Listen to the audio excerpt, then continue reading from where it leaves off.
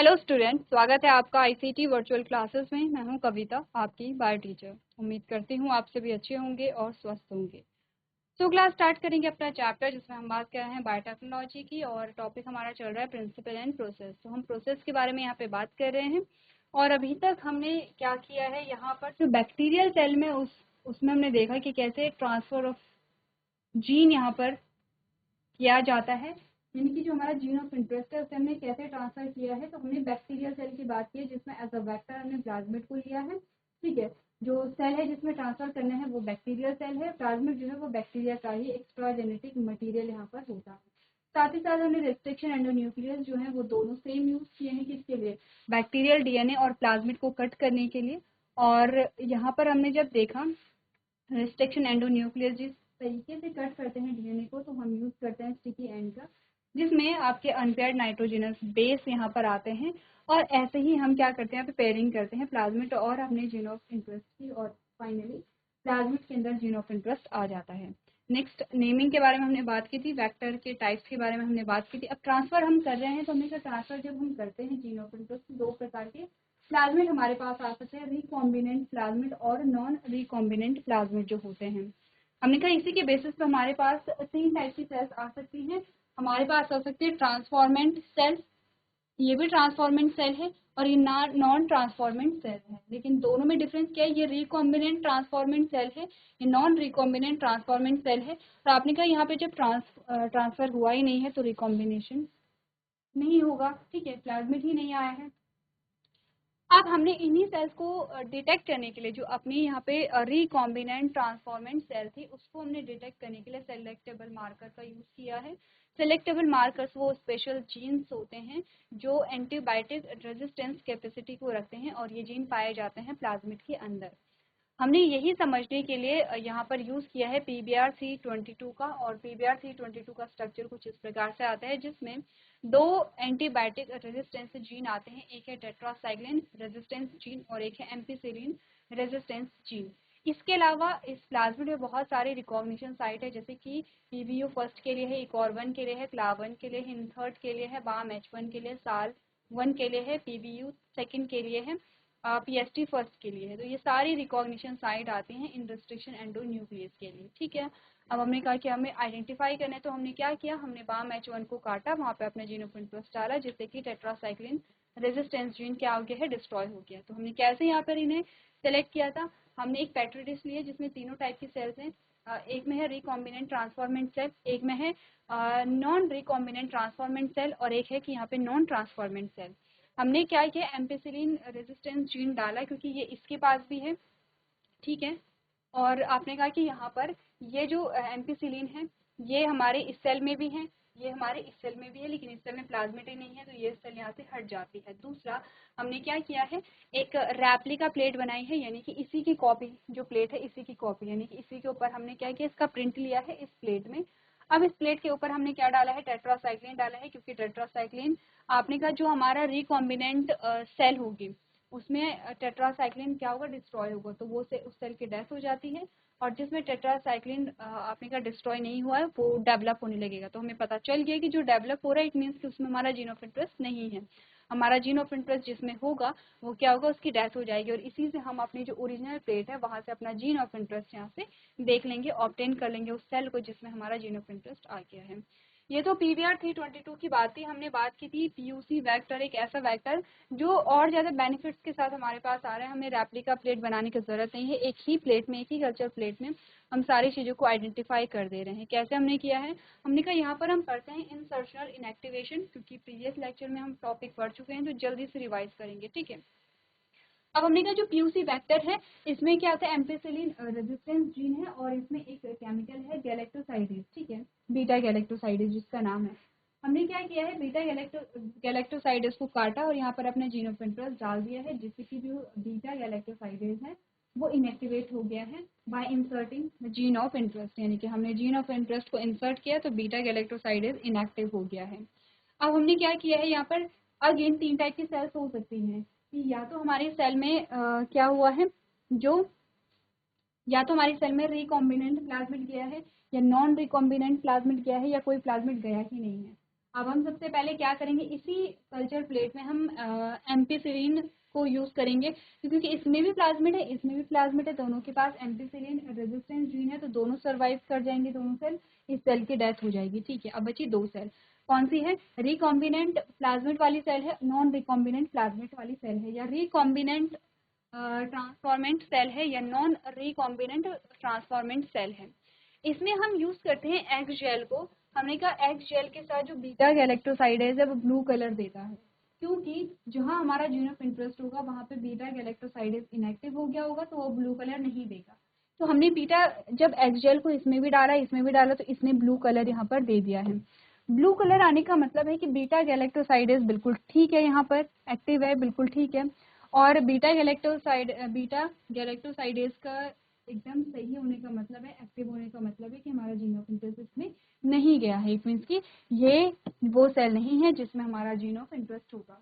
हम इस सेल को जब हमने देखा तो यहाँ पर कोई भी ब्लू कलर अपीयर नहीं हुआ था, इसका मतलब ये है कि बीटा गैलेक्टोसाइडेज इनएक्टिव हो गया है, इसका मतलब हमारा जीन ऑफ इंटरेस्ट यहाँ पे आ गया है। तो यही हमारी कौन सी सेल होगी जिसमें हमारा जीन ऑफ इंटरेस्ट यहाँ पर होता है।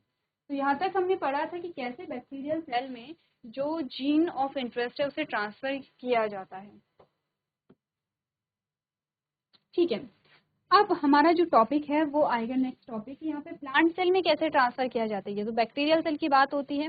अब प्लांट सेल और एनिमल सेल की हम यहाँ पे बात करेंगे, उससे पहले आपको ये सारे टॉपिक्स यहाँ पर अच्छे से समझने हैं। अगर यहाँ तक की बात कंप्लीट हो गई है, अगर पीयूसी वेक्टर तक की बात कंप्लीट हो गई, तो आगे की चीज़ें बहुत इजी हैं, क्योंकि बेसिक चीज़ें तो वही हैं कि आप क्या करेंगे, आइसोलेशन करेंगे, फ्रेगमेंटेशन करेंगे, जेल इलेक्ट्रोफोरेसिस करेंगे।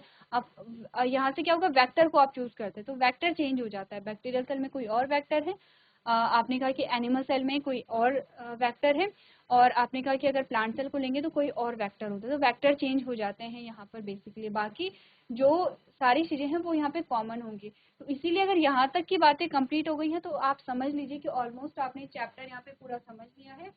बस कुछ टॉपिक और रह जाते हैं इस चैप्टर में समझने के लिए, मैक्सिमम आपने चैप्टर यहाँ पे कवर कर लिया है। तो चलिए एक बार आप लोग इसे देख लेंगे। चलिए, यहाँ तक की बात क्लियर है तो आगे बढ़ते हैं।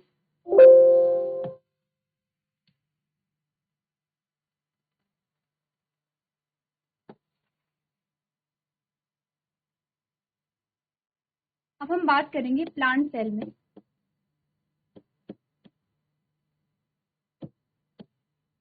ट्रांसफर ऑफ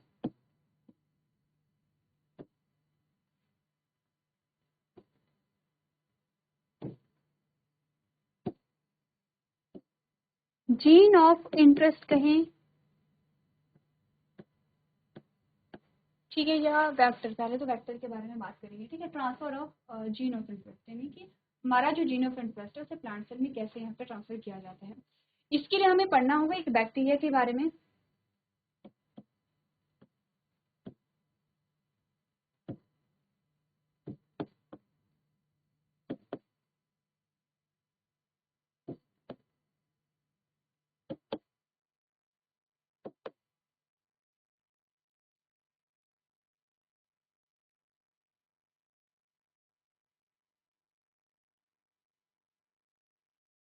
ठीक है,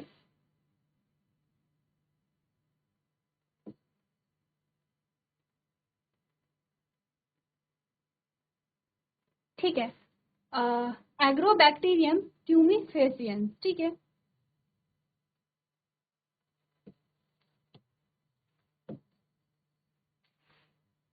ट्यूमिफेसियंस एक बैक्टीरिया है, इसमें एक जीन होता है जिसको हम कहते हैं टीआई जीन। अब इसकी फंक्शनिंग देखते हैं। जैसे कि हमने कहा एक प्लांट हमारे पास है, ठीक है, और ये इसकी क्या है, यहाँ पे लीफ है। ठीक है, यहाँ पर जो ट्यूमिफेशियंस, जो एग्रोबैक्टीरियम ट्यूमिफेशियंस है, ये जो एग्रोबैक्टीरियम बैक्टीरिया है, ये इसकी बैक्टीरियल सेल है। ठीक है, ये बैक्टीरियल सेल है, और ये इसका क्या होता है, यहाँ पे प्लाज्मिड होता है। इस प्लाज्मिड के अंदर होता है टीआई जीन। तो बेसिकली टीआई जीन कहाँ पर है, प्लाज्मिड के अंदर है। ठीक है, तो टीआई जीन को हम दिखा लें इसे ब्लू कलर से। ये तो आप समझते हैं प्लाज्मिड क्या है, प्लाज्मिड वही है जिसे हम एज अ बैक्टर यहाँ पर बैक्टीरियल सेल में यूज कर रहे थे। क्लियर है?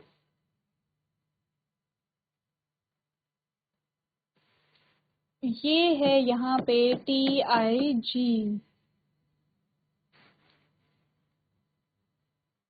अब होता क्या है यहाँ पर, ये जो बैक्टीरिया है, सबसे पहले बैक्टीरियल सेल को बना लेते हैं, और ये बैक्टीरियल सेल है, ये बैक्टीरियल सेल का क्या है यहाँ पे, जेनेटिक मटेरियल है।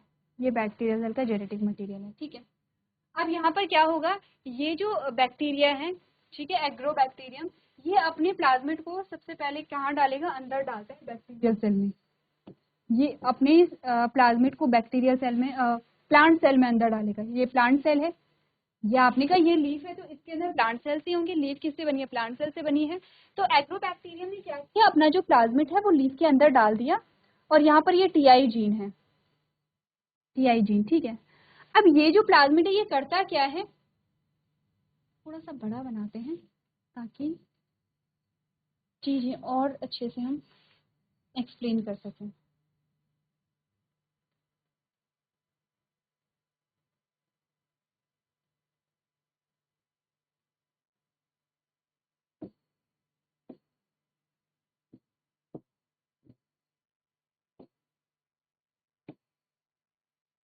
ठीक है, ये ठीक है। और अभी तक की जो बात हमने की है वो सिर्फ इतनी की है कि ये जो एग्रोबैक्टीरियम है ये एक सेल है ऐसे, इसके अंदर एक प्लाज्मिड है, और इस प्लाज्मिड के अंदर एक जीन है जिसका नाम है TI जीन, TI जीन। और इस बैक्टीरियल सेल के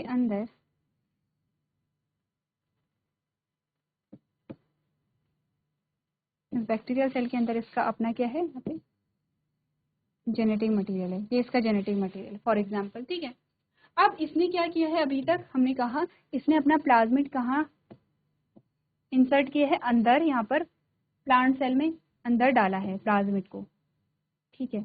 और प्लाज्मिड के साथ साथ यहाँ पर क्या आ गया है, TI जीन आ गया है। तो इसका नाम हमने क्या बोला, इसका नाम हमने TI जीन रखा है, हमने नहीं रखा है, साइंटिस्ट ने रखा है, जिन्होंने क्या किया है, जिन्होंने यहाँ पे इसे सर्च किया है, TI जीन। अब ये प्लाज्मिड क्या करता है, इस TI जीन को खुद से कट करके इसे रिमूव कर देगा। तो हम एक आइडिया लेते हैं कि कैसे हुआ होगा।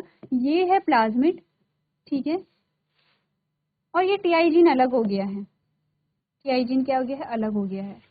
अब ये जो TI जीन है ये यहाँ पर प्लांट सेल के जेनेटिक मटेरियल में यहाँ पर ऐड हो जाता है ऐसे, ये इसमें ऐड हो गया है, ठीक है। क्या हो गया, रिकॉम्बिनेंट जेनेटिक मटेरियल हमारे पास आ गया है, रिकॉम्बिनेंट सेल हमारे पास आ गई है। अब हम कहेंगे कि क्या यही तो हमने सेम पढ़ा था कि जो प्लाज्मिड है, प्लाज्मिड क्या करता है, अपना जो जीन ऑफ इंटरेस्ट है इसे क्या करेगा, प्लांट सेल में ट्रांसफर कर देगा। अभी हम ये नहीं कह रहे कि ये हमारा जीन ऑफ इंटरेस्ट है, ये TI जीन है, ये जीन ऑफ इंटरेस्ट नहीं है, कंफ्यूज नहीं करना है। जीन ऑफ इंटरेस्ट अलग होगा, लेकिन इसका ये अपना जीन है जिसका नाम TI जीन है। अभी TI जीन क्या करेगा, इसके साथ ऐड हो जाता है। जिस TI जीन इसके साथ ऐड हो जाएगा तो ये बहुत सारी कॉपी बनाते हैं सेल की, इस सेल की बहुत सारी कॉपी बनाएगा। जब ये इसकी कॉपी बनाता है तो सेम चीजें होंगी कि इसमें इसका जेनेटिक मटेरियल है और इसमें TI जीन लगा हुआ है, ऐसे ऐसे कॉपी बनेंगी इसकी। अब क्या होगा, ये जो पूरा बैक्टीरिया है, अभी से पहले प्लाज्मिड आया था, अब ये जो पूरा बैक्टीरिया है ये इजीली क्या होगा, इस सेल के अंदर आ जाएगा। ये पूरा जो बैक्टीरिया है ये इजीली, ये इसका अपना जेनेटिक मटेरियल है जो क्या है, सर्कुलर है, ठीक है। ये बैक्टीरिया सेल जो है एग्रोबैक्टीरियम, ये इजीली प्लांट सेल के अंदर आ जाएगा। जब ये प्लांट सेल के अंदर आएगा तो ये क्या होगा, बैक्टीरिया का नंबर यहाँ पे बढ़ाएगा, बैक्टीरिया रेप्लिकेट करेगा, रेप्लिकेशन होगी, और ये क्या होगा, अपने नंबर को इंक्रीज करेगा, अपने नंबर को इंक्रीज करेगा। और जो भी फूड है यहाँ पर सेल का, यानी कि यहाँ पर जो भी फूड बन रहा है, ये सेल जो भी फूड बना रहे हैं, इस फूड को कौन कंज्यूम कर रहा है, बैक्टीरिया कंज्यूम करेगा। जब बैक्टीरिया कंज्यूम करेगा तो क्योंकि उसे इनफ फूड मिल रहा है तो आसानी से वहाँ पे क्या करेगा, रेप्लिकेशन करेगा और अपने नंबर को बढ़ाएगा।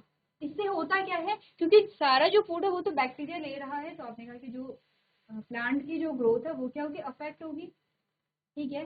इस प्रकार की जो डिजीज है कौन कॉज कर रहा है? एग्रोबैक्टीरियम ट्यूमिफेशंस कॉज कर रहा है और इसको कहते हैं क्राउन गॉल डिजीज। इस डिजीज का नाम क्या है? इस डिजीज का नाम क्या है? Crown gall disease. ठीक है, क्राउन गॉल डिजीज जो किसकी वजह से होती है? एग्रोबैक्टीरियम ट्यूमिफेशंस की वजह से होती है। अब एग्रोबैक्टीरियम का जो यहाँ पे प्लाज्मिड है उसके अंदर जो टीआई जीन है उसकी वजह से होती है। एक्चुअली में टीआई जीन की फुल फॉर्म क्या है? टीआई जीन का मतलब होता है ट्यूमर इंड्यूसिंग जीन। समझिए आप, क्योंकि ट्यूमर भी क्या है, ये बहुत सारी सेल्स बना रही है, बंच ऑफ सेल्स यहाँ पर बन रही है जिन्हें हम क्या कहते हैं? ट्यूमर कहते हैं। बंच ऑफ सेल्स को हम क्या कहेंगे? ट्यूमर कहेंगे। ट्यूमर इंड्यूसिंग जीन को ही हम क्या कहते हैं? टीआई जीन यहाँ पर कहते हैं, जो एग्रोबैक्टीरियम ट्यूमिफेशंस के अंदर यहाँ पर होता है। ये तो अभी हमने जनरल टॉक की है कि प्लांट सेल में ऐसी जो डिजीज है वो पाई जाती है किसी बैक्टीरिया के द्वारा।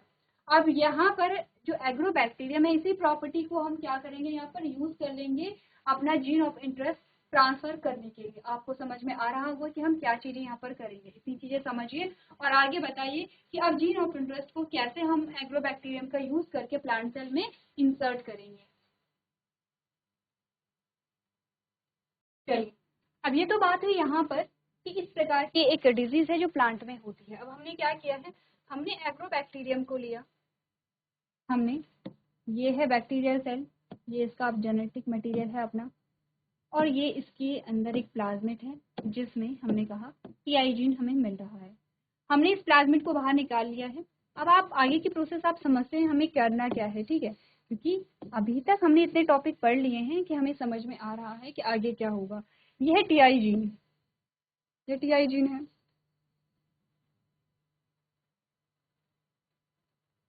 अब हमने क्या किया? टीआई जीन को काटा और यहाँ पर अपना जीन ऑफ इंटरेस्ट डाल दिया है, ठीक है? इसका मतलब हमने क्या किया है? यहाँ पे टीआई जीन को काट करके अपना जीन ऑफ इंटरेस्ट यहाँ पर ऐड कर दिया है। जब जीन ऑफ इंटरेस्ट यहाँ पर आ जाता है तो टीआई जीन डिस्ट्रॉय हो जाएगा और इस प्रोसेस को हमने क्या कहा था?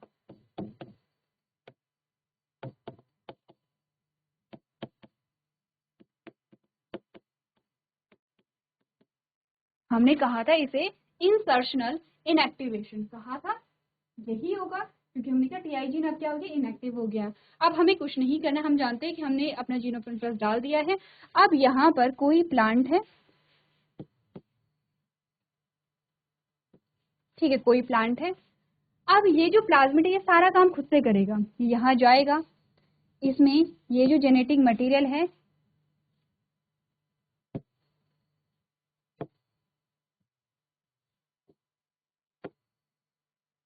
ठीक है, ये लीफ है और इसके अंदर ये अपना क्या है? जेनेटिक मटेरियल है इसका। जो प्लाज्मिड है ये अंदर गया, अंदर इंसर्ट होगा, यहाँ टीआई जीन को काट करके हमने अपना जीन ऑफ इंटरेस्ट यहाँ पर डाला हुआ है, ये हमारा जीन ऑफ इंटरेस्ट है। अब ये क्या करेगा?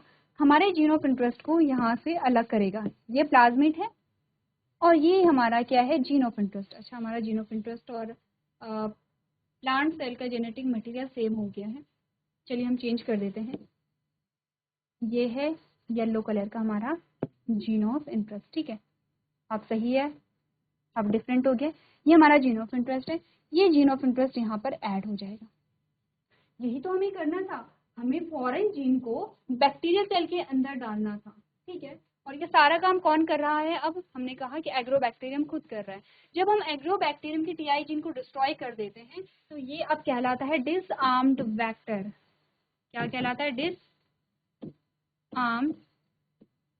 वेक्टर, ठीक है? क्या कहलाएगा? ये डिसआर्म्ड वेक्टर कहलाएगा, क्योंकि इसका टीआई जीन क्या हो गया? डिस्ट्रॉय हो गया। बहुत सिंपल प्रोसेस है। बस यहाँ पर जब हम कह रहे थे, जहाँ हम बैक्टीरियल सेल में किसी भी प्लाज्मिड को ले लेते हैं और उसे हम क्या कहेंगे, यहाँ पर जो रिस्ट्रिक्शन एंडोन्यूक्लियस है उनकी सहायता से हम कट करते हैं और फिर हम उसे ट्रांसफर कर लेते हैं। तो प्लांट सेल के लिए भी हम बैक्टीरिया का ही यूज़ करते हैं, बैक्टीरिया के प्लाज्मिड का ही यूज़ करते हैं, लेकिन हम यहाँ पर क्या कर रहे हैं, जो एग्रोबैक्टीरियम है उसका यूज़ यहाँ पर कर रहे हैं। तो चलिए, ये तो बात हुई प्लांट सेल की। अब आता है यहाँ पे एनिमल सेल। एनिमल सेल में एग्जाम्पल लेंगे ह्यूमन सेल, कि ह्यूमन सेल में अगर कोई जीन ट्रांसफर करना हो तो वहां पर हम वेक्टर के रूप में किसे लेंगे। चलिए आगे बढ़ते हैं, बात करते हैं ह्यूमन सेल के बारे में। यहाँ पर ह्यूमन सेल में जब हमने कहा कि हम कैसे जीन ऑफ इंटरेस्ट को ट्रांसफर करेंगे, तो आपने एक ग्रुप का नाम सुना होगा, रेट्रोवायरस। इस टॉपिक को हमने पढ़ा भी है, रेट्रो वायरस एक ग्रुप है, एक वायरस का नाम नहीं है बल्कि ग्रुप ऑफ वायरस है। ह्यूमन हेल्थ एंड डिजीज एक चैप्टर हमारे पास आया था, और यहाँ पर आपने बात की थी एड्स के बारे में, जो कि होता है, किसकी वजह से होता है एड्स, HIV वायरस की वजह से। HIV जो है वो एक प्रकार का क्या है, रेट्रो वायरस है। ठीक है, रेट्रो वायरस का जो नेचर होता है वो क्या होता है, ये अपने RNA को with the help of reverse transcriptase DNA में कन्वर्ट करते हैं। तो प्रोसेस एक्चुअली में होती है कि DNA से RNA बनता है, लेकिन ये क्या करते हैं, RNA को DNA में कन्वर्ट करते हैं। अब अगर हम एक नॉर्मल या फिर आप कहेंगे कि अगर हम इन्फेक्शियस कंडीशन को देखें, तो ये है यहाँ पर क्या, ह्यूमन सेल, और यहाँ पर आपने कहा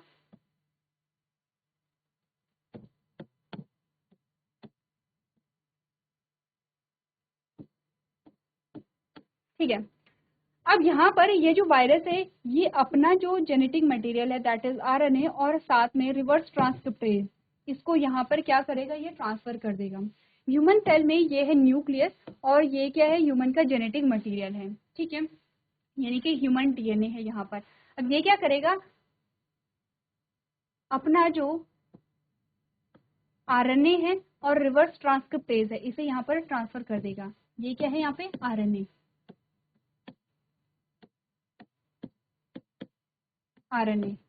और ये क्या है यहाँ पे, रिवर्स ट्रांसक्रिप्टेज। ठीक है, शॉर्ट में लिखा है रिवर्स और ट्रांसक्रिप्टेज। ये क्या करता है, इस RNA को, पहले चलिए हम इस RNA को डिफरेंट कलर से लेते हैं। फॉर एग्जांपल ये है यहाँ पे वायरस का जेनेटिक मटेरियल, यानी कि वायरस का जो RNA है, और ये रिवर्स ट्रांसक्रिप्टेज है।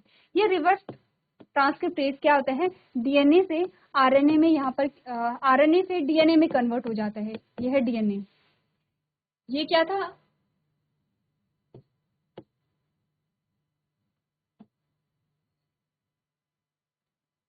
ठीक है,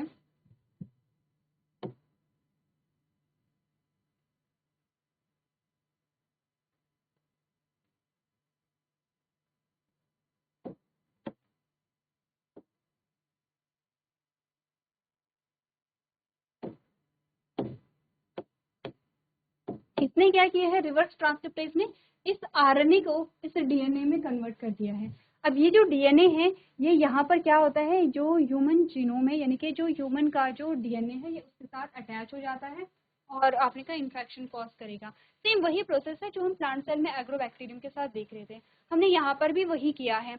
हमने क्या किया है, यहाँ पर जो वायरस का जो RNA है उसमें जो इन्फेक्शियस जीन होगा, यानी कि वो जीन जो डिजीज को कॉज करता है, या वो जीन जो हमारे लिए क्या है, हार्मफुल है, खतरनाक है, हम उसे हटा करके उसकी जगह अपना जीन ऑफ इंटरेस्ट डाल देंगे। ठीक है, फॉर एग्जाम्पल हमने कहा ये जो पोर्शन है,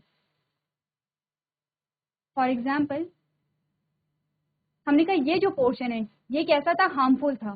ठीक है, अब हमने इसकी जगह अपना जीन ऑफ इंटरेस्ट यहाँ पर डाल दिया है ऐसे करके। ठीक है, तो यहाँ पर ये जो DNA है ये कैसे आया, with the gene of interest आया।